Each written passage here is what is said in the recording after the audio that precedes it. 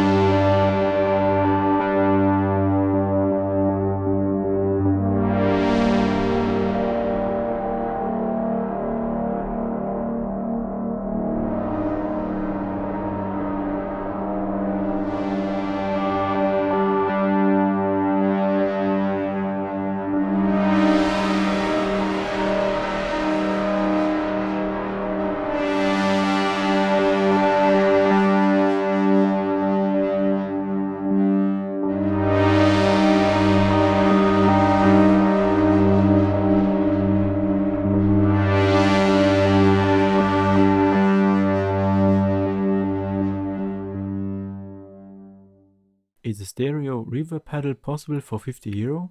Yes, the Donner Vintaverb shows it. However, you can expect high-end reverb programs for this price. The Vintaverb sounds good on the one side, but also on the other side, in different patches, cheap.